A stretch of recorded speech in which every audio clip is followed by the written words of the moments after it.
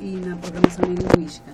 É mais técnico? Técnico, bem técnico. Sim. Esse não. A diferença desse livro é que não é técnico. Esse livro é Ou melhor, são experiências. É uma autobiografia, mas ao mesmo tempo ele é também permeado de pesquisas científicas que podem levar o autor assim, a estudar um pouco mais, a se questionar um pouco, ou a entender um pouco mais o que está sendo escrito. Conta pra gente como que surgiu a ideia de compilar todas essas suas experiências num livro. Na verdade, Jefferson, como nós estávamos conversando antes em off, eu tenho esse dom há muitos anos e nunca falei nada para ninguém, porque às vezes que eu falei um pouco foi muito difícil. As pessoas ficaram assustadas, eu já fui até quase presa por causa disso, de prever alguma coisa e pensando que eu estava envolvida, enfim. Mas com o longo do tempo, uma conversa sai, outras pessoas ficam sabendo outras coisas. E a Sandra Moser, que é a jornalista que organizou o livro, um dia me perguntou: por que você não escreve tudo isso num livro? Aquilo me assustou profundamente. Meu Deus, capaz que você... Não, ela perguntou: por que você não escreve a sua biografia? Ué, mas o que eu tenho na minha vida para contar, né? Nunca pensei em falar sobre isso. Pensei em falar sobre a minha profissão. E aí outras pessoas ouvindo isso é que perguntaram: por que você não escreve exatamente isso no livro? Que isso é muito interessante. E aí surgiu, então, a coragem de colocar isso no papel. A princípio, o livro estava sendo escrito para mim.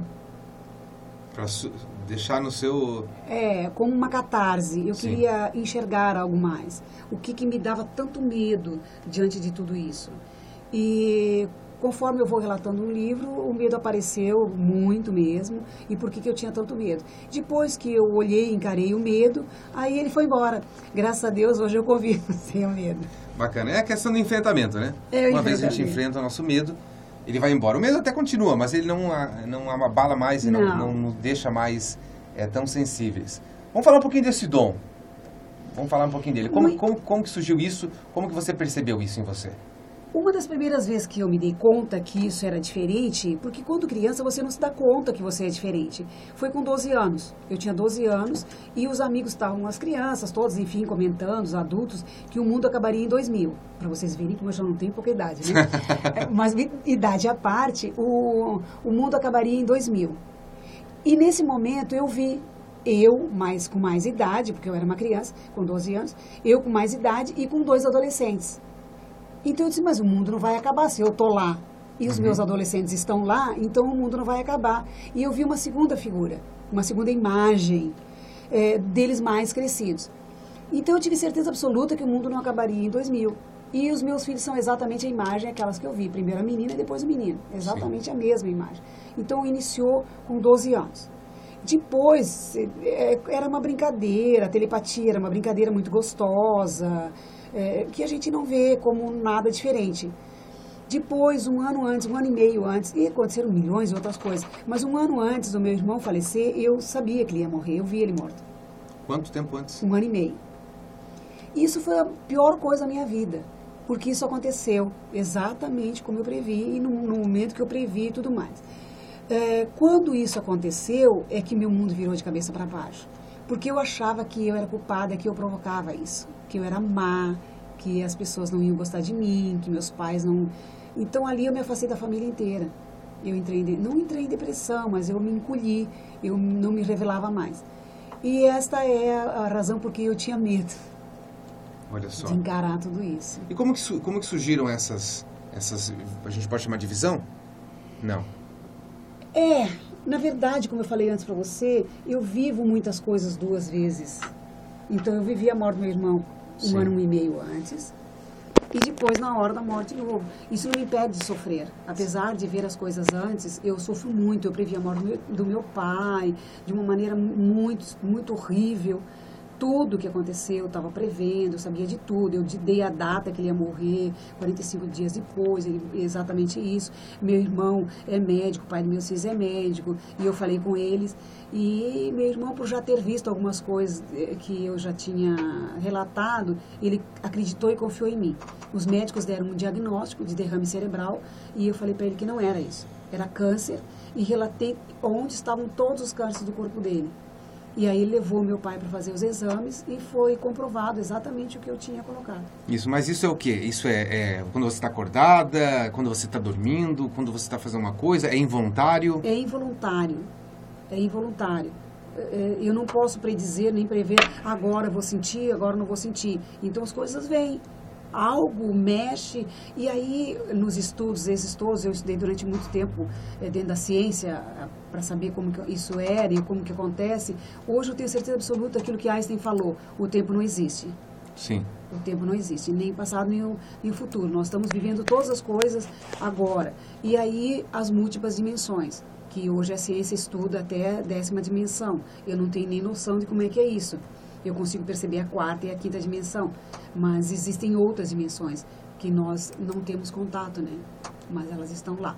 Então, isso acontece involuntariamente e também aleatoriamente, independente de pessoas.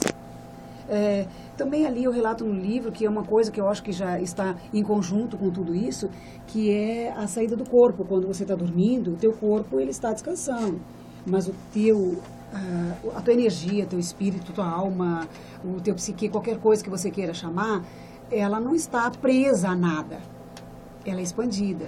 E eu tenho consciência disso. Muitas vezes eu tenho consciência, eu não tenho mais necessidade de fazer nada, mas eu tenho consciência disso. E também tenho consciência quando eu encontro com as pessoas que também estão fora do corpo.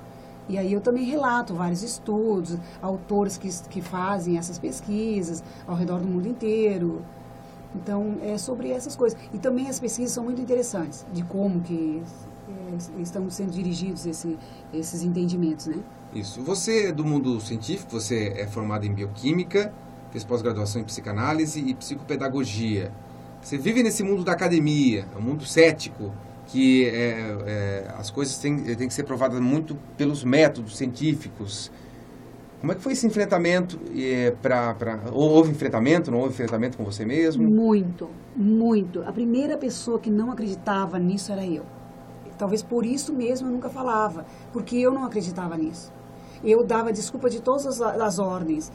Foi o acaso, ou eu escondia no fundo do baú, quando era tão forte como meu irmão e meu pai, eu escondia no fundo do baú e não lembrava mais, deixava lá. Mas foi muito difícil eu não acreditar nisso. Até que, como livro, é que eu entendi, não precisa acreditar. O que não precisa acreditar. Não precisa comprovar, não precisa nada. Você só precisa viver. E o que é. E aí tudo se acalmou. É fé. Aí você transcende. Então isso foi, como eu coloco sempre para as pessoas que me perguntam qual é o propósito do livro, eu digo simplesmente isso. O livro já cumpriu o seu propósito.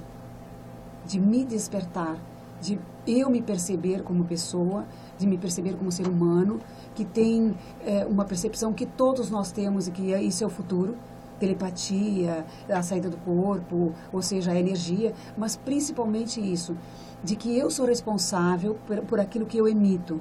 Eu desejo emitir sensações boas, energias boas, para que com a minha mudança, com a minha evolução, com a minha transcendência, eu possa tocar o outro, já que nós estamos todos conectados. Se de mim sai luz, o outro receberá luz. Se de mim se eu manifesto, se eu emito energias negativas, energias pretas, raiva, maledicência, principalmente julgamento um dos outros, alguém irá me julgar. Mais cedo ou mais tarde, alguém fará isso comigo. Então, o livro já cumpriu o seu propósito, de fazer a minha mudança, a minha revelação, a minha transcendência. E as outras pessoas agora é um presente para mim. Ótimo. Muito obrigada. Imagina. É uma recompensa, né? Talvez você venceu o seu medo, é uma recompensa. Eu vou te fazer umas perguntas curiosas. Pelo que você já